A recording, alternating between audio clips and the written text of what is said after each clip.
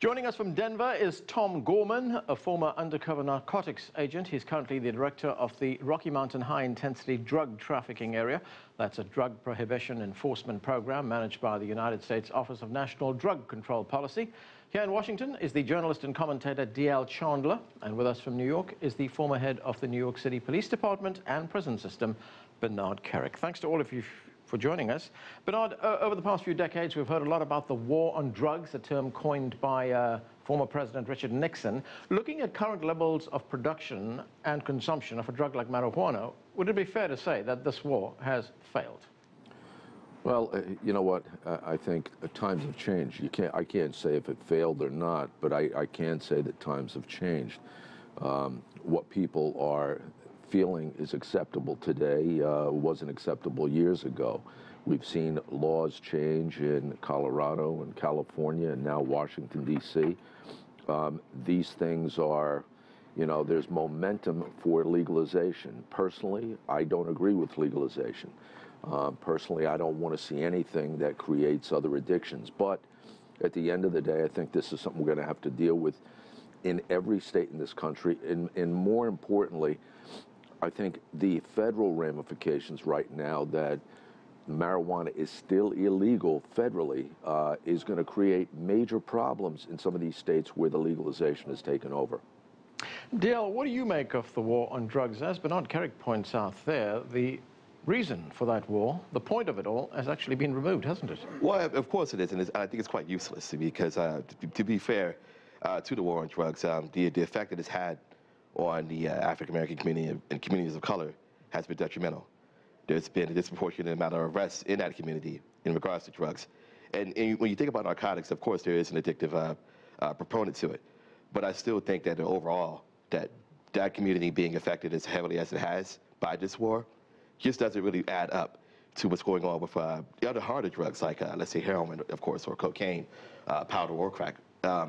We're seeing like this. We're seeing a new surge right now among progressive young people that they want this, and I agree in one regard. We don't want to create a new addictive substance, but we do need to think about the laws in a different way. We need to think about this drug in a different way.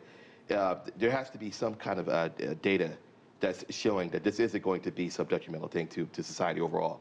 Tom, you do not support the legalization of marijuana. Why? Well, first of all, you talk about the war on drugs. There is no war on drugs. I'm sorry Nixon ever used that term, because when you have a war, you expect surrender of the enemy. In a case of dealing with human behavior, you're never going to totally eliminate it. The whole idea is to reduce it down to a level because of the devastating effects of that. And to say it's been a failure, the fact that 91% of the people in this country are not considered illegal drug users is pretty significant. The fact that we've been able to reduce it about 40% over a 4-decade is pretty successful. So I think that whole rhetoric that the war on drugs has been a failure is people that really don't look at drug policy and the purpose and what we're trying to accomplish with it. It's too bad we have 9% or 7% of our population that use drugs, and we want to get it down further than that. Unfortunately, it's gone up over the last couple of years after, and with our teenagers also, after in the early part of 2000, it was reduced by 24% by our kids. Now it's going back up again. That's not a good thing for this country. Bernard, you've been closely involved with the measures that have been taken against users of drugs, anti-drug measures as well. It uses up police resources, as you know. These are limited resources. And should they be used better elsewhere rather than going after people who have small amounts of drugs, like marijuana, who use small amounts of drugs? I think, first of all, you have to realize that 70% or 80% of our prisons around the country are filled with people that are related to some drug crime, whether it's possession, distribution, the burglarization for drug money, the homicides, robberies. A lot of the crimes that people are in prison for are drug related. So to say that we're not, you know, it's not having an impact on crime is kind of crazy. People that say marijuana is a victimless crime, well, I would disagree with that, because I've been at homicide scenes where you've had 5 people executed over marijuana. The change in the social acceptance of marijuana, the social user of marijuana. I think that's something we're going to look at. We have to look at. But personally, I just don't agree with it. Okay. Tom, you wanted to say? Yeah, I just want to say there's this fallacy that cops are going around looking for people possessing small amounts of marijuana and saying, oh, great, I got a big bust. Almost every case, and most of them are citable offenses, they don't go to jail, they get a citation, they pay a fine. But in most every case, it's because there's some other activity that brought that law enforcement officer to that individual, trespassing, some kind of crime, and then when they search them, if they arrest them for that crime, they also find marijuana, so they cite them. So that is totally a bogus argument. Okay, Dale, you want to respond to that? Well, my whole thing is that it's all coincidental sometimes with marijuana. I think that, and again, I'm not a user, but at the same time, I look at marijuana use, and I don't advocate it for teens. I don't advocate it for anyone under 21. I do think there should be some laws in place that make sure that people who want to get this, if it does become legal in these certain states and jurisdictions, that they get it legally, the right way, after 21. However, to the gentleman's point, jails are filled with offenders who have been caught with drugs or narcotics of that sort. But how about the first-time offenders? Why are they being ostracized? Why are they being targeted? Why are they the ones under the jail? We're talking people with like maybe under an ounce. First-time offenders, tax-paying citizens. Why are they filling the jails and not the hardened criminals that are out there? I think there are bigger crimes. There are bigger fish to fry when it comes to crime. I think going after so-called marijuana kingpins is quite useless, to be fair. Bernard, U.S. taxpayers spend something like $1 billion a year incarcerating citizens for using marijuana. As we've heard, that many of the users, small users, are put in prison. That's nearly 1 out of 8 every drug prisoners in the country locked up for skirting marijuana laws. You were the head of the New York City prison system. Is prison the right place for marijuana offenders? Well, here's the problem I have with the marijuana issue and the drug issue as a whole. Prison is not a treatment center, and we historically have used it as a treatment center. We lock somebody up. You have a guy that goes out and buys a dime bag of marijuana or a dime bag of cocaine for his personal use because he may have an addiction problem. We lock that kid up, and then we put them in jail or in prison, and they don't get the treatment they deserve or they should get. And there's 2 issues with that. One, you've now created a position where he's going to get worse, and 2, he's going to have a felony conviction. And if he has a felony conviction, he's doomed. I've met people in prison, young men, 18, 19 years old, first-time, low-level, nonviolent offense.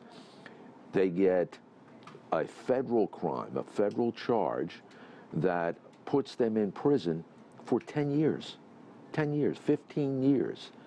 We do nothing for them.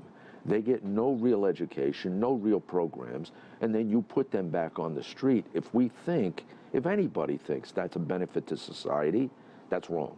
It's not a benefit, because in prison, it's a training ground for thuggery and criminality, and they learn how to steal and cheat and lie, manipulate, con, and most importantly, fight. And then they go back home. So we've got to create an element where we take these first-time, low-level, nonviolent offenders and do something with them, treat them, do something with them, give them alternative sentences, give them alternative conviction programs where we don't destroy them for life, because in essence, it's destroying us. Tom, what's your view on that we should be looking at this not as a criminal justice problem, but as a social problem? I think we have to look at it as criminal justice, a health problem, a lot of different, head it from a lot of different angles. And I don't disagree. I want to see somebody that is a user or addicted to it. I want to see them get treatment. Interesting enough, in Colorado anyway, 70% of the people in treatment are there because of law enforcement referrals, because of criminal justice referrals. And a lot of that is drug courts, where you can mitigate the sentence as long as they can treatment. There's diversion programs. There's a lot of programs out there. In fact, only 0.6% of all people in state prison are there for possession of marijuana, and that's just the offense there.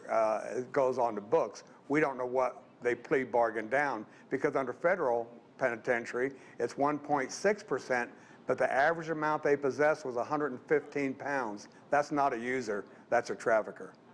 Yeah, But they're in there for possession of marijuana because of plea bargaining. Right. What's your take on that, that we're not doing enough for people who become addicts, you know, like we do for alcoholics? We It's actually because lock them of the up. stigma. I think marijuana just has a stigma of being a drug of choice amongst losers, people who are discontents or malcontents, what have you. People, or vagabonds, social vagabonds. People don't look at marijuana with the same lens as other drugs. I think people look at marijuana users, especially these young people, people of color. Again, going back to that because that's really important here. That drug has taken over a lot of the inner cities. I won't sit here and discredit what these gentlemen are saying. Yet, narcotics of any sort do have a detrimental effect on inner city communities. But with proper placement in place, in order, we have law enforcement on the ground. They really get what the kids are going through and why they're getting it, how they're getting it. Instead of just busting heads and taking them off the streets, there has to be another way to talk to address this. Talking to them in schools. And again, like I said earlier, I do not advocate teen use of this drug. I think that we need to get to the schools level, get down to the high schools, start it then, even maybe in middle school. I know that's kind of controversial for some parents and what have you, but we need to get to it right then and there. Well, it's available in middle school. Of course, we need to get it happening right now, right? Right. Immediately, Yeah. as far as I'm concerned. So. Okay.